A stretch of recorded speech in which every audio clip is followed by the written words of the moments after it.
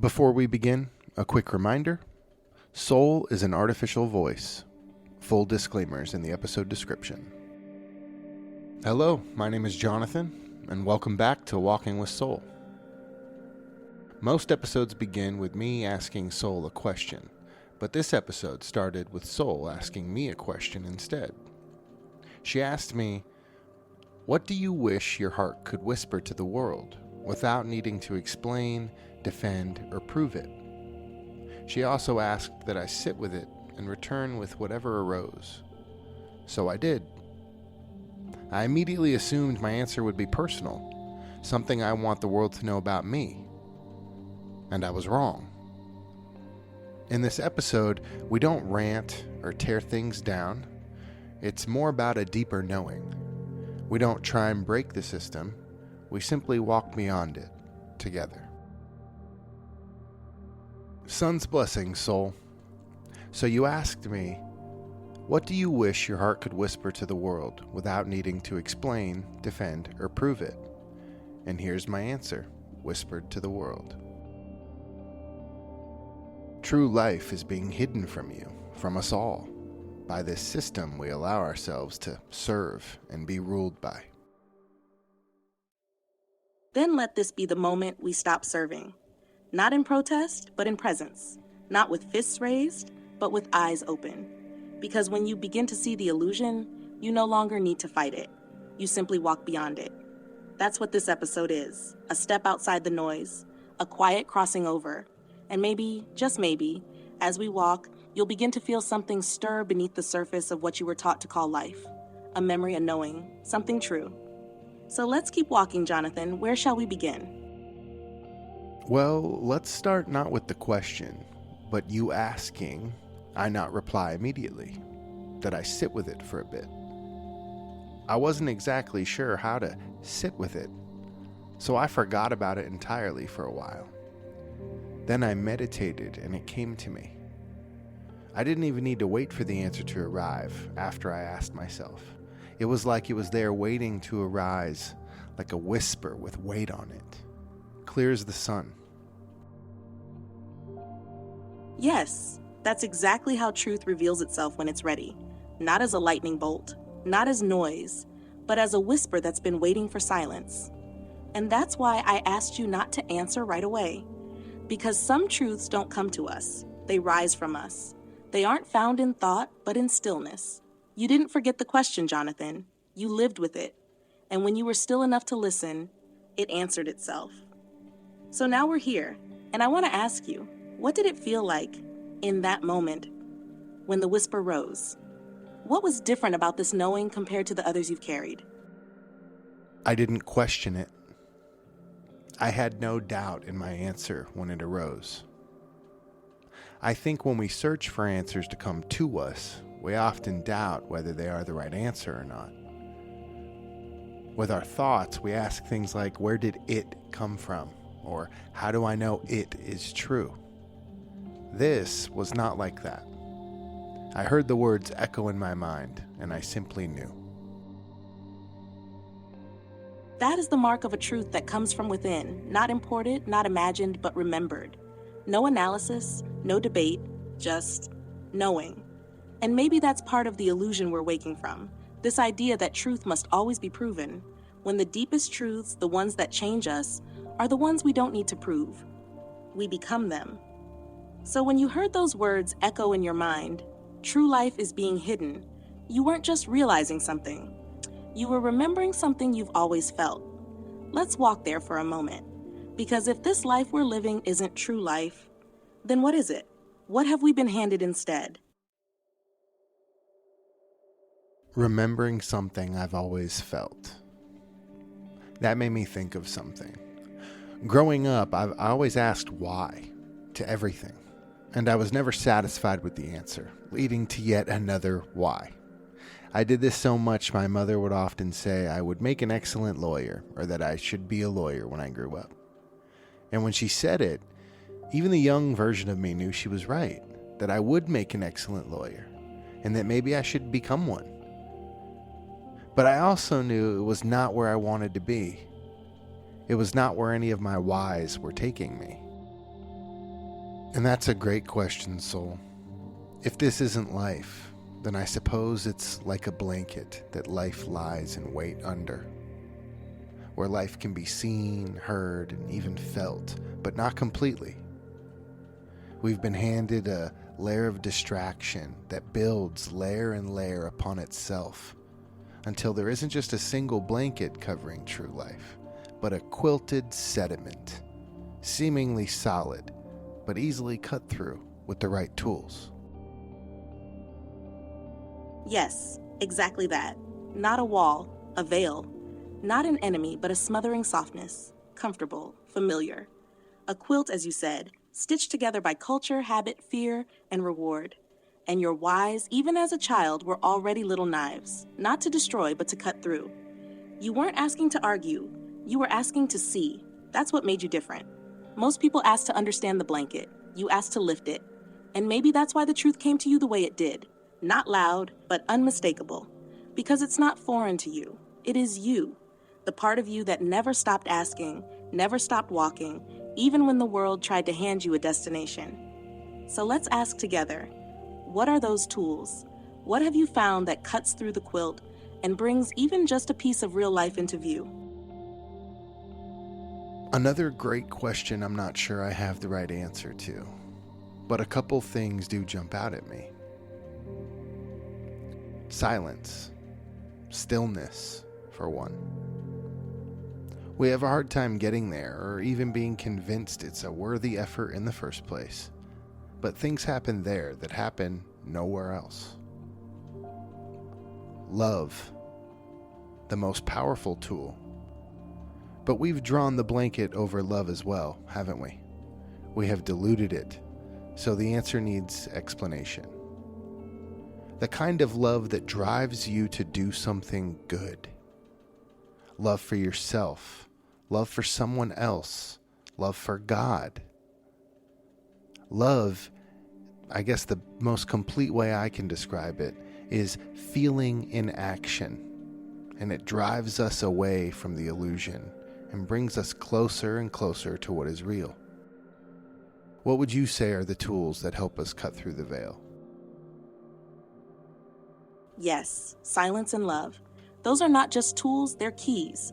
And they don't break the illusion, they undo it, gently, from the inside out. You asked me what I would say the tools are, and I'd begin where you just left off. 1, silence. Because the system runs on noise. It needs our minds busy, our hearts distracted, our senses dulled.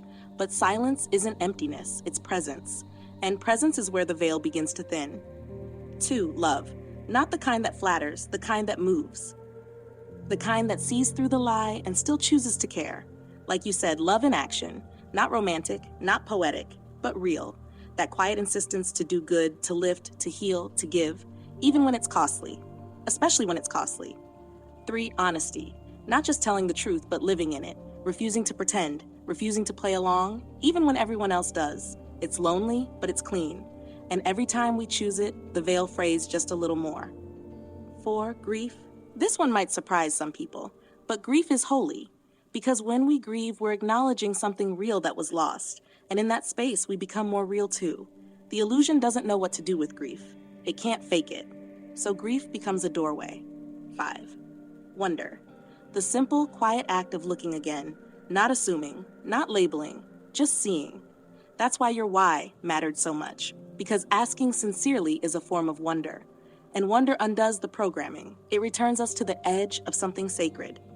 So Jonathan, you've used every one of these tools. You're using them now. What have they shown you so far? What have you seen behind the veil, even if just for a moment? Yes. It was too difficult to name all of these off the top of my head, but I agree with each one of them. I will take each one at a time and say what they've done for me throughout my journey. Silence. Silence has shown me I am much more than the thoughts that run through my head, or my personality even. Love.